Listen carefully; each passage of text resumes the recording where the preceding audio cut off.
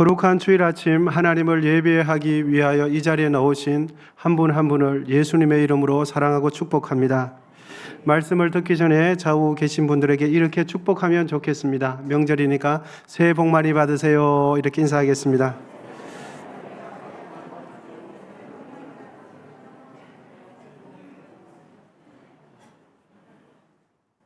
오늘은 명절 연휴 기간 중에 있는 주일이지요. 그동안 자주 만나지 못했던 자녀들과 후손들을 만나는 즐거움과 기쁨이 크리라고 생각이 되어집니다. 이미 부모님께 인사드리고 돌아간 자녀분들도 있을 줄 압니다. 만날 때는 너무너무 좋은데 헤어질 시간이 되면 이런 생각이 듭니다. 언제 다시 볼 수 있으려냐, 내년 설이나 볼 수 있으려나, 이런 생각이 드실 것입니다. 떠나가는 자녀의 뒷모습을 보면서 부모님들께서는 분명 여러 가지 생각을 하실 것입니다. 나는 점점 나이가 들어가는데 살기 힘든 이 세상, 내가 더 이상 해줄 거는 없고 미안하기도 하면서 한편으로는 떠나가는 자녀들의 뒷모습을 보면서 더 잘 살아주기를 기대하는 마음이 가장 많을 것이다 생각이 되어집니다. 하고 싶은 말씀은 많으셔도 떠나가는 자녀들에게 부모님들께서 하시는 말씀은 대부분 똑같습니다. 내 걱정은 하지 말고 밥 잘 먹고 건강해라. 밥 잘 먹고 건강해라 라는 이 한마디 안에 자녀들을 향한 부모님의 마음이 다 들어있지 않나, 이런 생각이 듭니다. 그렇습니다. 자녀들을 향한 부모님의 간절한 바람은 자녀들이 건강하게 사는 것입니다. 그래서 자녀들에게 밥 잘 먹고 건강해라, 이 말씀을 다른 말로 표현하면 복 있는 인생이 되라, 이렇게 표현할 수 있겠습니다. 다시 삶의 터전으로 돌아가서 밥도 잘 먹고 몸도 건강하고 유능한 사람이 되어서 맡겨진 일도 잘해서 직장에서 상사에게나 동료들에게나 부하 직원들에게 인정받고 돈도 잘 벌어서 자녀들도 마음껏 공부시켜야 한다, 이런 마음으로 부모님들께서 밥 잘 먹고 건강해라, 이 한마디 안에 이런 모든 것이 포함되어 있을 것으로 생각합니다. 여러분, 그렇습니다. 부모님의 마음은 자녀들이 다른 어떤 것보다도 복된 인생을 살아가기를 원하십니다. 그런 면에서 우리 모두도 복된 삶, 복된 인생이 되시기를 축복합니다. 그럼 하나님 아버지께서는 당신의 자녀들에게 바라시는 것이 무엇일까? 하나님의 바람 또한 당신의 자녀들이 복된 삶, 복된 인생을 걸어가기를 원하십니다. 과거 우리나라 사람들은 복 받기를 얼마나 원하셨는지 그 얇은 젓가락 안에 한자 복자를 새겨 놓았습니다. 밥그릇에도 복자, 옷장에도 복자, 벽지에도 한자 복자, 방석에도 복자, 심지어는 덮고 자는 이불에도 복자, 옷에도 한복에도 복자, 눈에 띄는 모든 것에는 복자를 새겨 놓을 정도로 복을 원했습니다. 그리고 밥을 조리할 때 돌을 걸러내는 것도 무슨 조리개입니까? 복조리개입니다. 흔히 오복이라는 말이 있지요. 오래 사는 장수의 복, 재산이 많은 넉넉한 재물의 복, 또한 나이가 많아도 몸이 건강하고 마음이 평안한 강령, 그리고 덕 행하기를 좋아하는 유호덕, 그리고 마지막으로는 자신의 명대로 살다가 평안하게 죽는 고종명을 오복이라고 하지요. 사람이라면 누구나가 5가지 복을 희구하게 됩니다. 그런데 조금 전 말씀드린 이 5가지 복만 있으면 정말 사람은 복된 인생이 될 수 있을까 하는 것입니다.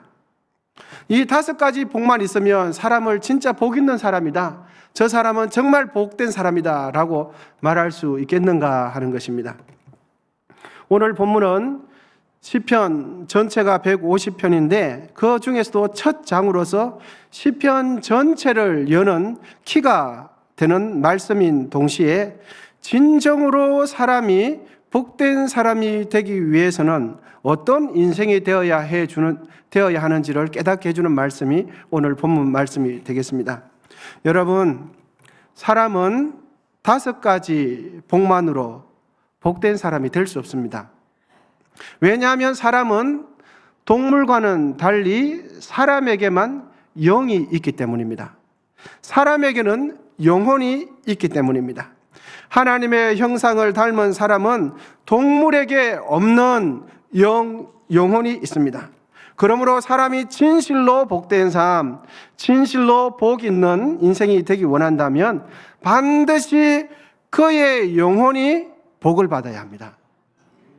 정말로 복 있는 사람이 되기 위해서는 육신의 복도 받아야 될 뿐만 아니라 그의 영혼이 하나님께로부터 은혜와 은총을 받는 그 복을 받아야만이 온전한 복된 사람이 되는 것입니다.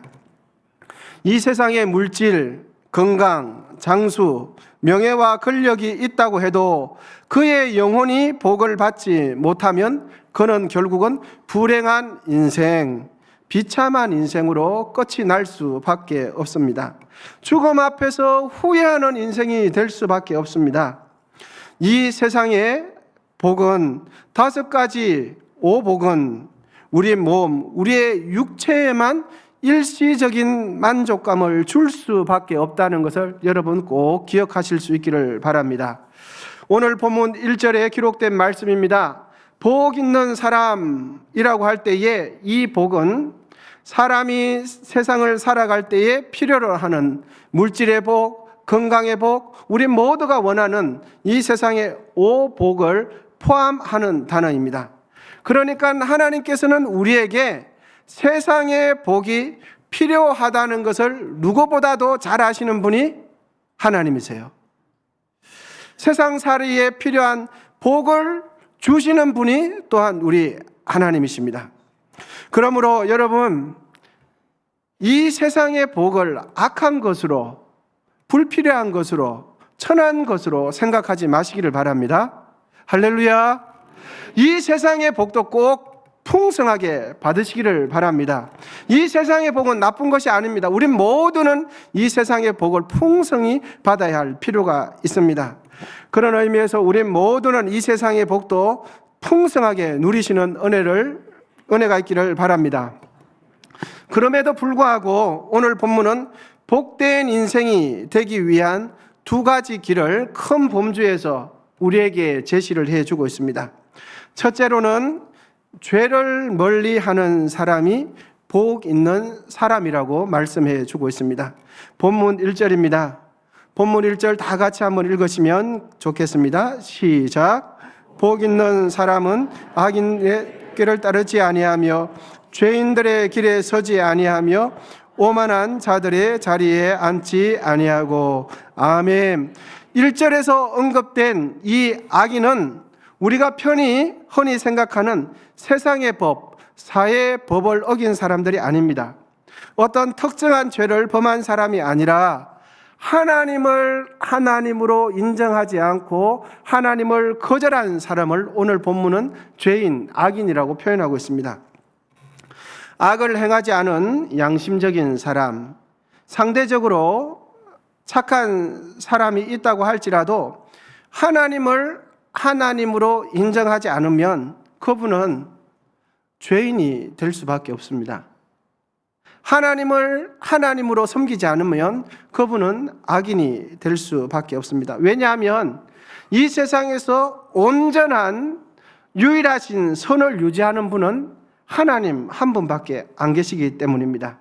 그래서 온전한 선이 되시는 하나님은 거부하고 타인과 비교했을 때 내가 상대적으로 좀 선하다고 평가받는다고 해서 여러분, 그분이 선한 사람이 될 수 있겠습니까? 상대적인 선의 기준에는 도달할 수 있겠지만 선한 사람이 되는 것은 아닙니다. 상대적으로 내가 그분에게 조금 선하다고 평가를 받을 수 있겠지만 그렇다고 해서 내가 선한 사람이 되는 것은 아닙니다. 절대적인 선의 기준에 도달할 수 없기 때문에 여전히 그분은 선한 사람이 되지 못하고 죄인이 되는 것입니다. 여러분, 100m 달리기 선수가 아무리 빨리 달린다고 해도 출발선을 지키지 않으면 인정받을 수 없지요. 그리고 양궁 선수나 사격 선수가 표적에 명중시킨다고 할지라도 그 표적이 나의 표적이 아니라 상대방 선수의 표적이라면 그것 또한 인정받을 수 없지요. 이것처럼 어떤 특정한 악을 행하지 않고 나름대로 선하게 산다고 할지라도 절대적인 선이 되시는 하나님을 하나님으로 인정하지 않는다면 그분은 선한 사람이 될 수 없는 것입니다. 여러분, 성도된 우리가 하나님 앞에서 선한 사람, 의로운 사람으로 인정받는 것은 무엇 때문입니까? 왜 우리가 하나님 앞에서 의로운 사람이라고 인정받습니까? 그것은 내가 다른 이들보다 상대적으로 더 선하기 때문이 아니죠. 하나님 앞에서 내가 선한 사람, 의로운 사람으로 인정받는 것은 예수님의 십자가 대속의 죽음을 믿음으로 예수님의 거룩함과 의로움이 나에게 전가되었기 때문입니다. 예수님의 의가 나에게 덮여졌기 때문에 우리가 의롭게 되는 것입니다. 내가 다른 사람보다 더 선하기 때문에, 더 양심적이기 때문에 의로운 사람이 된 것이 아니죠. 예수님의 의로운 피가 우리의 영혼을 덮고 감싸고 있기 때문에 악인이 아니라 의인이 되는 것입니다. 할렐루야. 이처럼 하나님을 하나님으로 인정하지 않으면 하나님 앞에서는 죄인이 될 수밖에 없는 것이죠. 그러므로 복 있는 사람이 되기 위해서는 우선적으로 죄의 문제가 해결되어야 하고 죄를 멀리 하는 사람이 복 있는 사람이 되는 것입니다. 여러분, 죄를 멀리 하실 수 있기를 바랍니다. 죄를 미워하시는 경건한 복된 분들이 다 되시기를 축복합니다. 복된 인생이 되기 위해 하나님께서 우리에게 주시는 두 번째 말씀은 하나님의 말씀을 주야로 묵상하라라고 말씀해 주십니다. 본문 2절입니다. 2절인데 다 같이 한번 읽으시면 좋겠습니다. 시작. 오직 여호와의 율법을 즐거워하여 그의 율법을 주야로 묵상하는도다. 아멘. 2절에서 말씀을 주야로 묵상한다라는 이 문자적인 의미는 율법을 밤낮으로 작은 소리로 엎조린다, 이 뜻이 주야로 묵상한다는 뜻입니다. 그런데 이 말씀을 지킬 때에 매우 중요한 것은 문자적인 행위를 하는 것보다도 우리의 마음이 왜 문자적인 행위를 하는가, 이 마음의 태도가 대단히 중요합니다. 여러분, 말씀을 향한 사랑의 마음 없이 기록된 문자 그대로 율법을 밤낮 엎조린다면 그것은 주문일 뿐 하나님의 말씀을 묵상하는 것이 되지 못합니다.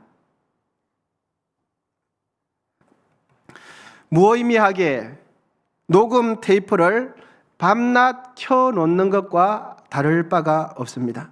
하나님을 향한 뜨거운 신뢰와 사랑하는 마음이 없이 밤낮 하나님 말씀을 묵상한다는 마음으로 밤낮 그냥 입술에 하나님 말씀을 엎조린다면 그것은 주문에 불과하지 하나님 말씀을 묵상하는 것이 안 됩니다. 그러면 왜 하나님 말씀을 묵상할 때에 밤낮 엎조릴 때 우리의 중심을 어떻게 해야 됩니까? 하나님의 말씀을 향한 뜨거운 마음이 있어야 됩니다.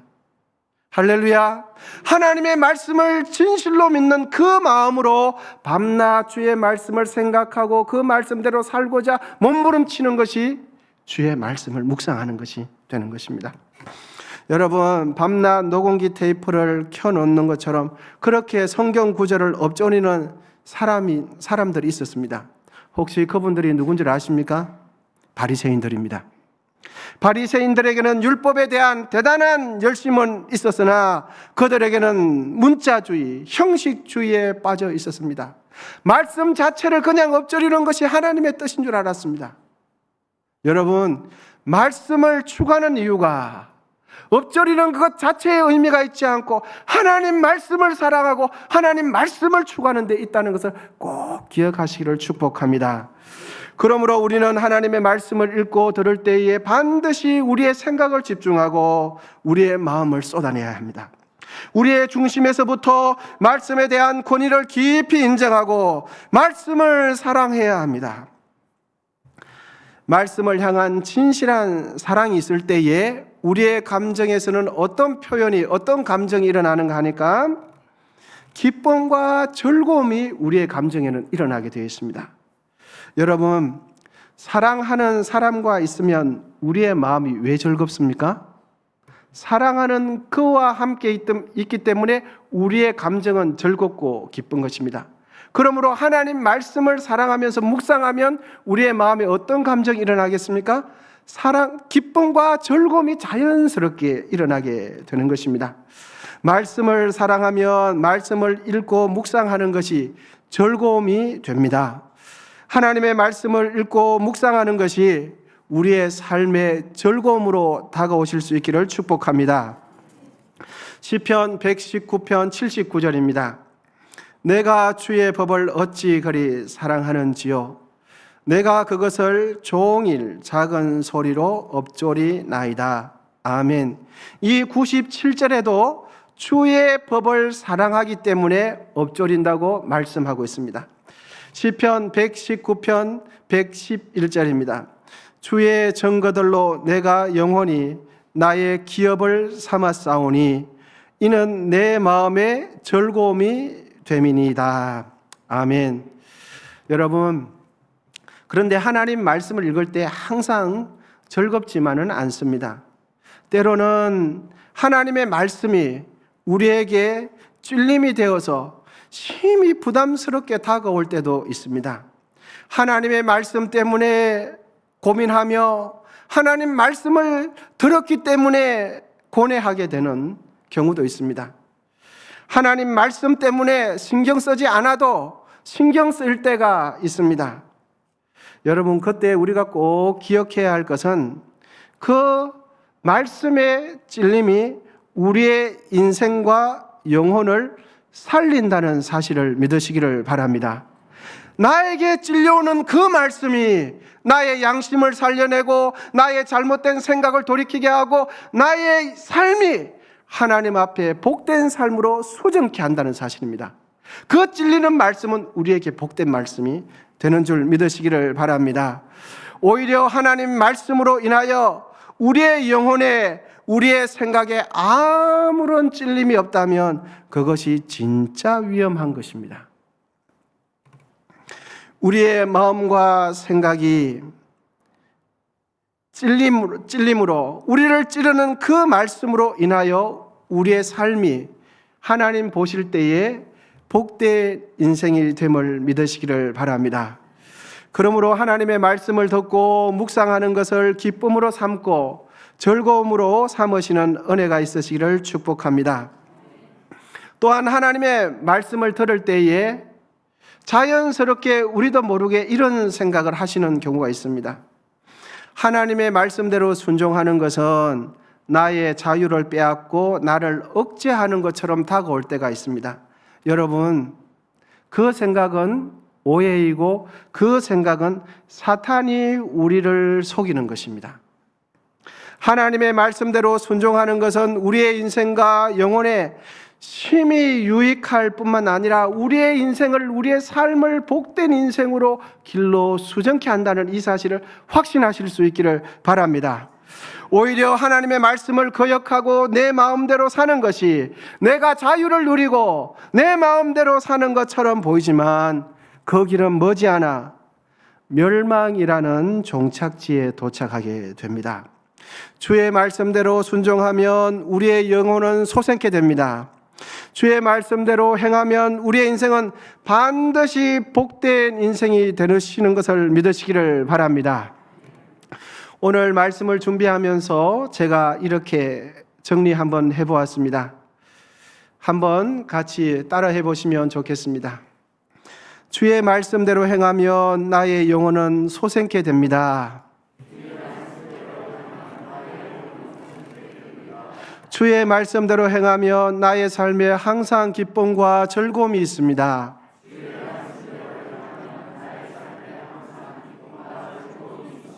주의 말씀대로 행하면 복된 인생이 됩니다. 할렐루야. 여러분, 하나님의 말씀이 우리의 삶을 복되게 합니다. 그리고 하나님의 말씀이 우리의 마음 가운데 기쁨이 됩니다. 하나님의 말씀이 우리의 영혼을 살려내는 것입니다. 하나님의 말씀을 내팽개치고 내 마음대로 살며 자유하고 평안한 같지만 그 종착지는 영원한 기쁨을 잃어버리는 멸망이라는 것을 꼭 기억하시면 좋겠습니다. 또한 복된 인생으로 살아가는 동안 우리가 항상 기억해야 할 한 가지가 있습니다. 그것은 복 있는 사람인지 복 없는 사람인지 정확하게 구분이 되는 순간은 우리가 하나님 앞에 서는 순간입니다. 그 전까지는 복 있는 사람인지 복 없는 사람인지 정확하게 구분하기가 쉽지 않습니다. 왜냐하면 이 세상은 복 있는 사람과 복 없는 사람이 함께 어우러져 살아가기 때문입니다. 복 있는 사람이 마치 복 없는 사람처럼 보이기도 하고 분명 복 없는 사람인데 마치 하나님께 엄청나게 복을 받은 사람처럼 보이기도 하는 것이 이 세상입니다. 정말 그런지 오늘 본문 5절과 6절입니다. 5절과 6절 다 같이 한번 읽으시면 좋겠습니다. 시작. 그러므로 악인들은 심판을 견디지 못하며 죄인들이 의인들의 모임에 들지 못하리로다. 무릇 의인들의 길은 여호와께서 인정하시나 악인들의 길은 망하리로다. 아멘. 여러분 꼭 기억하시기를 바랍니다. 복 있는 사람과 복 없는 사람의 구분은 이 세상의 부와 명예가 아니라 그의 영혼이 하나님께서 주시는 은혜를 지속적으로 받는 그분이 복 있는 사람입니다. 할렐루야. 복 있는 사람이냐 없는 사람이냐의 기준은 이 세상의 지위 고하의 구분으로 되지 않고 우리의 영혼이 하나님께서 주시는 은혜를 지속적으로 받느냐 받지 않느냐, 이것이 복 있는 사람과 복 없는 사람을 구분한다는 사실입니다. 그러므로 이 세상 살아나가실 때에 올 한 해 1년 동안 살아나가실 때에 악인의 형통함을 보면서 자신을 무능력하다고 생각하지 마시길 바랍니다. 하나님 없는 악인들의 번성함을 보면서 낙심하거나 좌절하지 마시기를 바랍니다. 오히려 매일의 일상의 삶 속에서 악인들의 꾀를 쫓지 마시고 하나님 말씀을 가까이 하시기를 바랍니다. 주의 말씀을 따라서 한 걸음 한 걸음, 일주일, 이주일, 한 달 한 달을 살아가시기를 바랍니다. 바로 그분이 복 있는 사람입니다. 바로 그분의 삶이 하나님께서 축복하시는 사람입니다. 바로 그분의 인생의 걸음이 복된 인생인 것을 확신하시기를 바랍니다. 미국의 시인 프로스트가 쓴 시 중에 가지 않는 길이라는 시가 있습니다. 한번 읽어드리겠습니다. 노란 숲속에 길이 두 갈래 났습니다. 나는 두 길을 다 가지 못하는 안타깝게 생각하면서 오랫동안 서서 한 길을 굽어 꺾고 내려간 데까지, 바라볼 수 있는 데까지 멀리 바라다 보았습니다. 나는 똑같이 아름다운 다른 길을 택했습니다. 그 길에는 풀이 더 있고 사람이 그런 자취가 적어 아마 더 걸어야 될 길이라고 나는 생각했던 것이지요. 그 길을 걸음으로 나는 그 길도 거의 같아질 것이지만 그날 아침 두 길에는 낙엽을 밟은 자취가 없었습니다. 아, 나는 훗날을 위해 한 길을 남겨두었습니다. 길은 다른 길로 이어져 끝이 없음을 알기에 내가 다시 돌아올 것을 의심하면서 훗날에 나는 어디선가 한숨을 쉬며 이야기할 것입니다. 숲속에 두 갈래 길이 있었다고, 나는 사람이 적게 간 길을 택하였다고, 그리고 그것 때문에 모든 것이 달라졌다고. 여러분, 우리는 명절 연휴를 보내는 중에 새로운 1년을 시작하게 되었습니다. 오늘 본문은 우리에게 두 가지 인생길이 있음을 분명하게 밝혀주고 있습니다. 우리의 인생은 내가 무엇을 선택하느냐에 따라 그 결과가 완전히 달라집니다. 우리 모두는 하나님께서 인정하시는 복된 인생길을 걸어가셔야 하는 소중한 분들이십니다. 이 세상의 복을 넘어서서 우리의 영혼까지 복되게 하는 하나님의 말씀을 올 한 해 동안 가까이 하시기를 바랍니다. 그 선택 뒤에는 참 기쁨이 있고 완전한 즐거움이 있습니다. 그 길 끝에는 완전한 행복이 우리를 기다리고 있습니다. 한 해 동안 복 있는 사람, 복된 삶, 복된 인생길을 걸어가시기를 결단하시고 그 길을 가실 수 있기를 축복합니다. 기도하겠습니다. 하나님 아버지, 온 가족들과 함께 즐거운 설 명절을 잘 보내게 하심에 감사를 드립니다.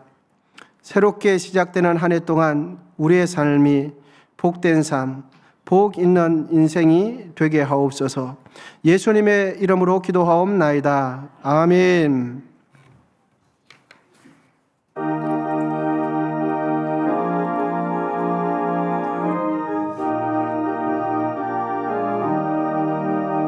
예수가 함께 계시니 시험이 오나 겁내 기쁨의 권은 되시는 예수를 위해 삽시다.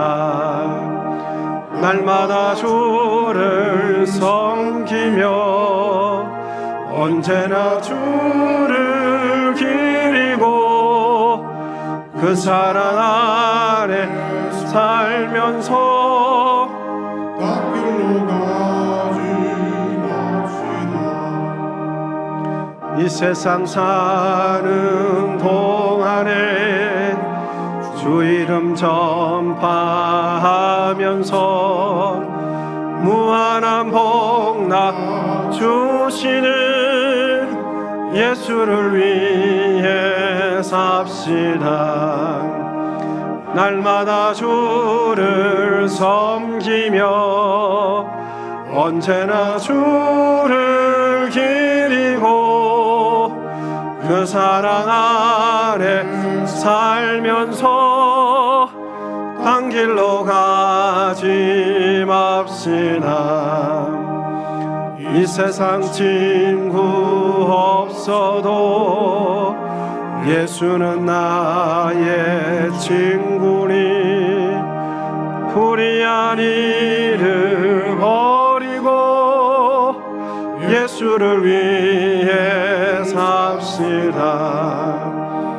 날마다 주를 섬기며 언제나 주를 기리고 그 사랑 안에 살면서 딴 길로 가지 맙시다.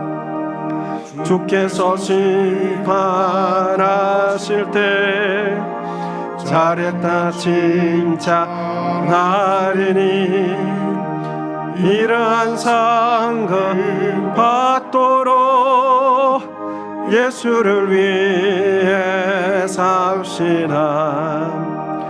날마다 주를 섬기며 언제나 주를 기리고 그 사랑 안에 살면서 딴 길로 가지 맙시다. 하나님 아버지, 이 시간 하나님께서 우리에게 허락하신 것을 감사한 마음으로 올려드리오니 받아 주옵소서.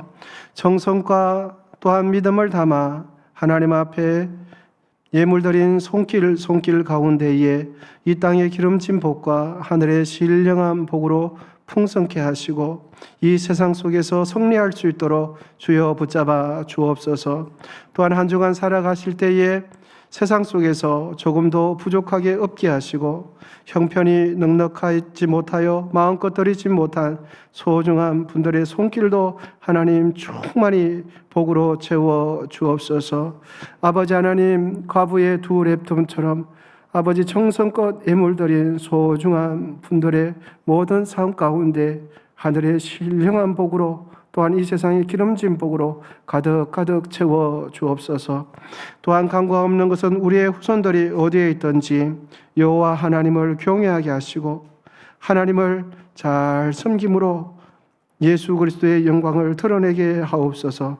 이 땅에서 형통한 삶을 살게 하옵소서. 이 땅에서도 필요한 하나님께서 주시는 그 복을 마음껏 받아 누리는 복된 인생이 되게 하옵소서. 예수님의 이름으로 기도하옵나이다. 아멘.